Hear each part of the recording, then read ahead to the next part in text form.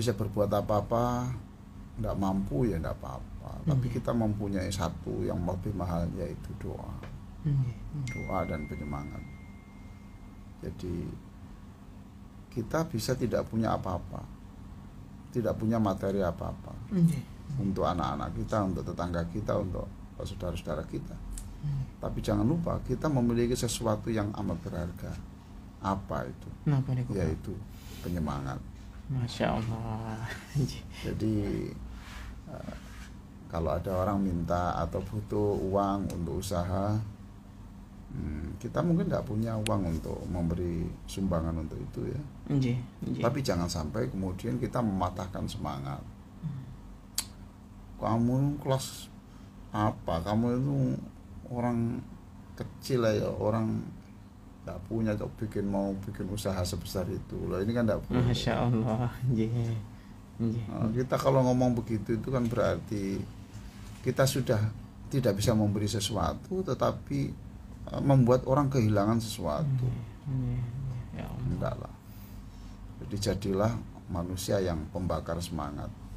Jadi kalau tidak punya modal kemudian dia ingin punya usaha, ya katakan insya Allah dengan kekuatan dari Allah dan usaha yang sungguh-sungguh, belajar dengan orang-orang yang sudah pengalaman, setahun 2 tahun, insya Allah nanti suatu saat kamu punya lebih dari itu. Masya Allah. Kapan hari saya ketemu orang seorang muadzin ya, muadzin. Dia bilang saya, Prof, saya ingin mendirikan pabrik pupuk. Ini seorang muadzin ya? Muadzin. Ya Allah. Nah, kamu kok punya angan-angan sebesar itu? Ya, saya punya ilmu di bidang itu. Masya Allah. Dan saya bisa tahu ini mana tambang yang bisa menghasilkan pupuk atau tidak, itu saya tahu. Keluarga saya juga itu. Cuma ya, dia itu hafal Quran. Muadzin dan imam. Saya bilang, baik ya, orang yang tidak punya hafalan Quran saja ya, hafal Quran sedikit saja, itu kalau usaha dan berdoa itu berhasil. Nah, kamu ini hafal Quran 30 juz. Saya yakin bisa. Bismillah, saya tepuk pundaknya 3 kali. Bisa. Masya Allah. Sebab saya beritahu kepada dia, ada seorang wanita yang penghafal Quran. Penghafal Quran. Lalu suaminya itu lagi bermasalah soal pabrik makanan. Pabrik makanan itu kalah dengan pesaingnya gitu. Sehingga mau bangkrut. Karena belum bisa menguasai, kok bisa membuat makanan yang sebagus itu dengan harga semurah itu. Dan tahan, tidak basi, itu gimana ya? Itu dia oleng ya perusahaannya. Lalu yang laki-laki ya belajar terus kepada orang-orang itu, carilah informasi sebanyak mungkin. Kemudian yang perempuan itu minta petunjuk Allah, khataman Quran. Kemudian tiba-tiba ada seseorang yang mengajari dia. Masya Allah, datang ya Prof. Ya, orang ya mungkin ya nggak tahu lah, ngajari dia itu mungkin dia kesana atau gimana pun. Dan sekarang bertahan, bahkan kapan hari ketemu itu omsetnya itu per bulan itu sekitar 1 miliar. Ya Allah. Nah, saya cerita sama imam dan muadzin ini. Ini coba. Jadi Allah memberi tolongan kemuliaan kepada orang yang muadzin, yang hafal Quran, itu begitu Allah sayang kepada itu. Cuma ya jangan hanya doa. Kamu harus kemana, belajar. Begitu, saya tepuk lagi 3 kali. Bisa, kamu bisa suatu saat ya. Kemudian saya ingat, ulangi kata-kata saya bilang gitu. Fil harokah barokah. Fil harokah barokah. Selama kamu bergerak, nanti di sana ada celah. Masya Allah. Kamu hebat, jangan menunggu ada lubang, tapi jadilah nyamuk. Tidak ada lubang, dia akan berusaha melubangi.